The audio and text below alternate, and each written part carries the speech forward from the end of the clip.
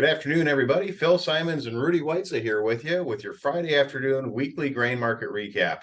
Well, we are starting to wind down on everything, so thought it was a good idea to get a hold of Rudy and have him give us a rundown as far as what's going on in the wheat market. Absolutely. So what's happening? Well, let's take a look at this week in futures, shall we? Sure. Yeah, we're going to go ahead and share our screen with you again. If we navigate to our favorite website, columbiagrain.com. Certainly my favorite. Yeah, absolutely.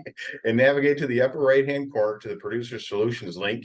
You can get to the Producer Solutions in terms of all the market news from the week. Take a look at the weekly ranges and what we saw this week, Rudy. Yeah, absolutely. On the week, the Deese Kansas City contract had a 36-cent range and was down 23 cents. Quite a bit of that coming today. And the Minneapolis contract, a little tighter range, about 25 cents. And the weekly change was down 15.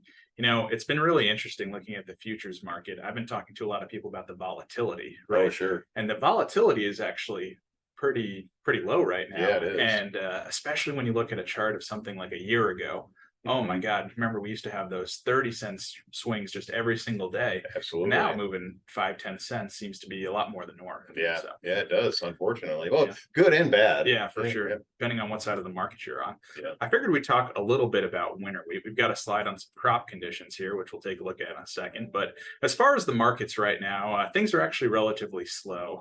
You know, it's no surprise and no secret that exports have been relatively poor for winter wheat. So there's just about no business coming out of the Texas Gulf, and there's been absolutely minimal business being done off the PNW. So there is a little light at the end of the tunnel, we think. You know, the USDA just announced that they're going to resume food aid to Ethiopia. Okay. That would typically be winter wheat that comes out of the Texas Gulf, but it would be a pretty sizable amount of winter wheat. They haven't announced how many bushels it's going to be, but it could be pretty significant and offer a little bit of support to the market. And then the other big thing with winter wheat too has been the Minneapolis and Kansas City spread between the 2 months. So are the two contracts, and you know, we're almost out to $1 realistically between the two futures. And this is providing millers some support to try to put in more winter wheat, of course, into their blend if they can. Yeah, makes a lot more sense for them to do that. So could offer some support to winter wheat. Sure. Hard to say, but of course,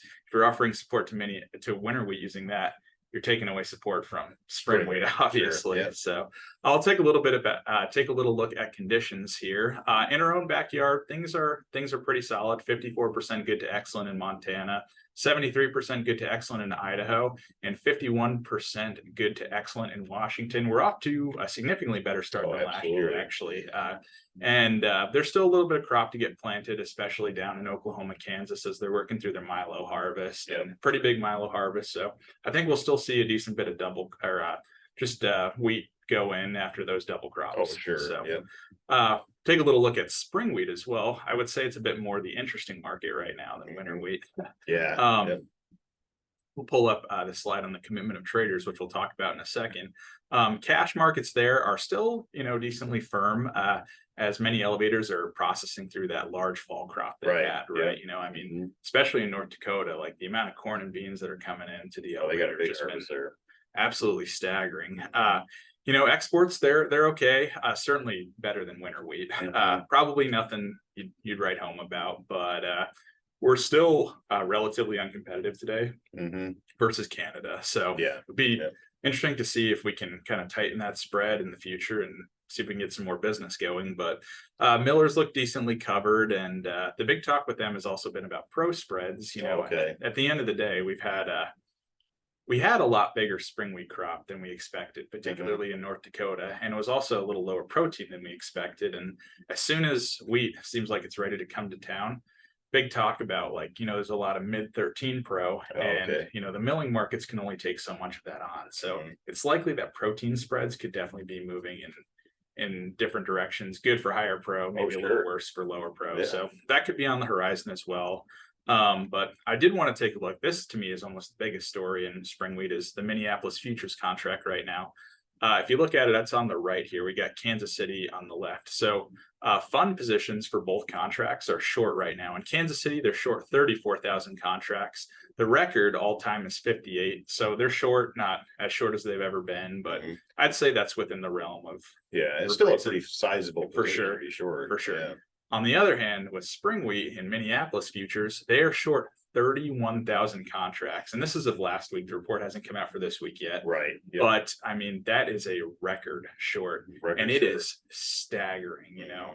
And the question is if the funds are going to be able to continue adding to that short, Correct. or if Right. eventually, like with a short of this size in Minneapolis futures, Mhm. maybe they're going to have to start buying. And Yeah. if they did, you know, that could certainly offer some big support Yeah. nearby, especially to the Minneapolis contract. It So could definitely have some fireworks there, and just definitely something to keep our eye on. yeah, for sure. And what I've been telling people is in spring wheat right now, you know, I wouldn't forget that we had a relatively large crop, and Yeah. basis is certainly not bad. You know, it's pretty firm right now. I'd certainly be looking at basis contracts, and this is a good reason to make one and then say, hey, you know, we could have a little pop up in futures. Yeah. And take advantage of a good basis, work your futures later. And you Mhm. can also look at bases versus deferred months as Oh, well, sure, too. So absolutely. it's giving yourself some extra pricing time. Yeah. So, Yeah, definitely. but that's about what's going on in wheat right Yeah. now. So I mean, it's definitely exciting. I mean, no matter how you look at it, it's nice to see potentially some more, additional demand coming, from what you were talking about as well.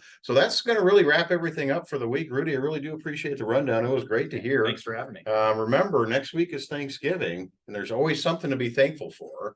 But remember, if you can drink it, don't trade it. Have a great weekend, everybody. We'll talk with you next week.